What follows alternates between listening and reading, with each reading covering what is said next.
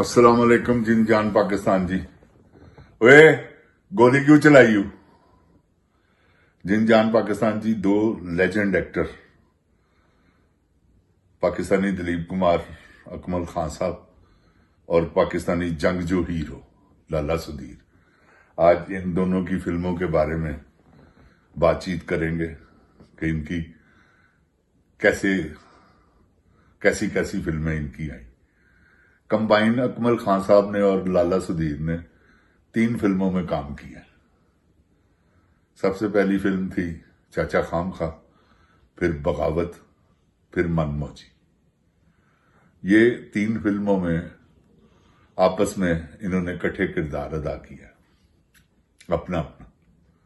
आप तीनों फिल्में देखें होंगी यूट्यूब पर कि इनकी क्या एक्टिंग है, और इस आपने बताना है कि दोनों में से अच्छा एक्टर कौन है, क्योंकि जब एक दूसरे के साथ बंदा काम करता है ना, तब पता चलता है कि अच्छी परफॉर्मेंस किसकी है। तो ये मैं आपको एक बात बता दूं, जो अच्छी परफॉर्मेंस कर रहा होता है ना पूरे फ्रेम में, उसी पर न जाके नजर टिकती है। तो आप देखिएगा, आपको पता चलेगा कि लाला सुधीर साहब कैसे एक्टर थे और अकमल खान साहब कैसे एक्टर थे। मेरी नजर में, मैं अगर दोनों में से किसी को कहूं वो अच्छा है या वो अच्छा है, या वो बड़ा एक्टर था या वो बड़ा एक्टर था, दोनों ही बहुत बड़े एक्टर थे, क्योंकि ऑडियंस तकसीम थी। बाज लोग लाला सुधीर को बहुत ज्यादा पसंद करते थे, बाज लोग अकमल खान को बहुत ज्यादा पसंद करते थे। ये दो ही हीरो थे उस वक्त, क्योंकि इन्होंने आके ट्रेंड चेंज किया। उससे पहले तो वेख्या हुए नहीं किसे तकिया हुए, ऊंचा लिया शमला थे कब्रिस्तानी। समझ गए आप? वो असलम परवेज साहब, मासूम मासूम हीरो, संतोष कुमार, ये इन्होंने आके एक नया नया अंदाज दिया। वो नया अंदाज सबसे पहले किसने दिया? लाले सुधीर। क्योंकि लाले सुधीर ने जंगजू काम किए हैं, बागी फिल्म, फिर उसके बाद काला पानी, फिर उसके बाद बगावत। ये और भी लाला सुधीर साहब ने बड़ी तलवारों वाली भी 1-2 फिल्में की हैं मोहम्मद अली साथ। तो लाला सुधीर जो है, क्योंकि वो पुराने थे, अकमल खान साहब बाद में आए, फिर अकमल खान साहब आएंगे ना तो ये अपना स्टाइल लेके आए। इनमें एक अलग ये स्टाइल था, क्योंकि उस वक्त तो किसी की कोई नकल मारने वाला काम ही नहीं था। जिसने किया अपना ही काम किया, या किसी ने अगर फॉलो किया है तो उर्दू फिल्मों में दिलीप कुमार साहब को, पंजाबी फिल्मों में तो किसी को फॉलो नहीं किया, इन्होंने अपनी एक्टिंग की है। और ये पूरे बब्बर शेर बने निकले हैं फिल्म इंडस्ट्री में ऐसे कि लाजवाब इन्होंने अखीर कर दी।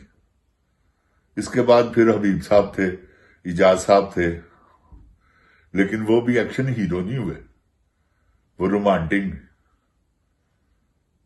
तो लाला सुधीर साहब, अकमल खान साहब, इन्होंने एक्शन फिल्में की।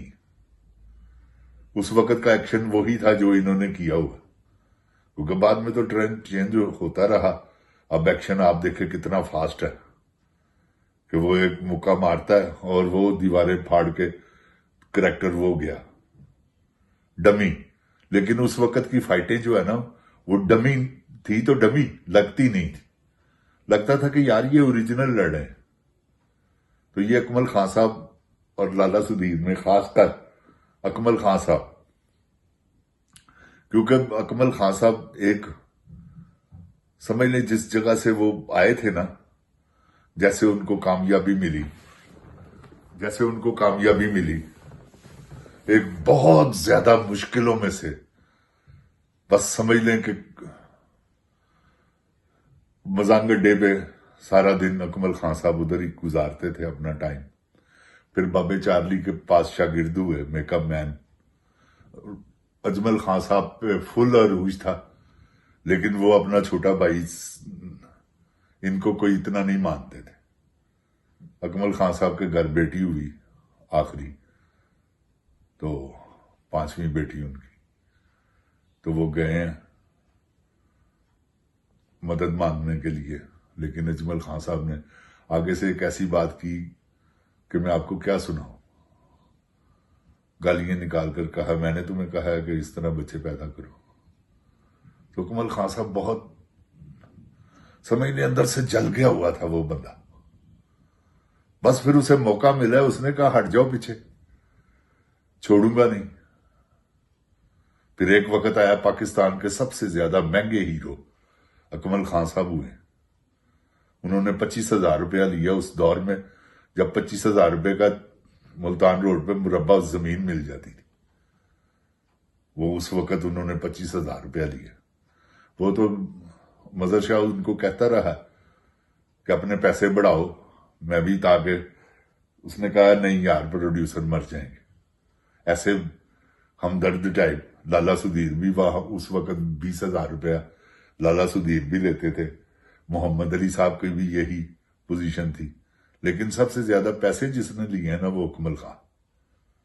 और उसके बाद अगर फीमेल में से सबसे ज्यादा पैसे लिए हैं तो फरदौस ने लिए उस वक्त, क्योंकि मलंगी हिट होने की देर हुई है।